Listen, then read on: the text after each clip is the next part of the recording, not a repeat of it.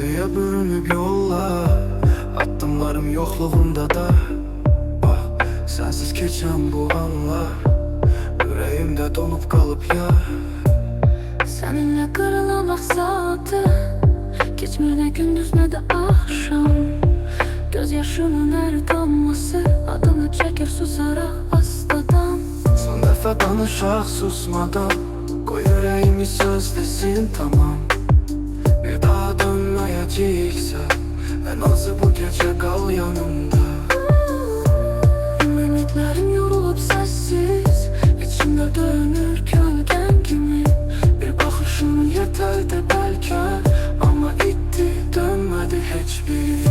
Nefesim kalıp hele yastığında, hatirelerin dolur pencereme. Değil ki seni silmek değil asan, ama kalmakta zulüm olur bana.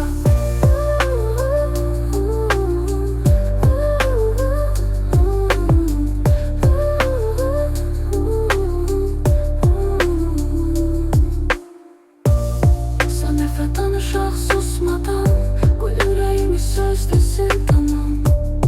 Bir daha dönmeyecekse en azı bu gece kal yanımda.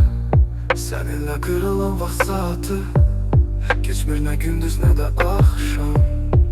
Gözyaşımın her damlası adını çekir susarak astadan. Son defa danışak susmadan, koy yüreğimi sözlesin tamam.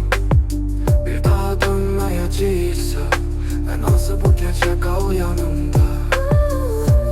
Ümitlerim yorulup sessiz, içimde dönür gölgen gibi. Bir bakışın yeterdi belki, ama itti dönmedi hiçbir.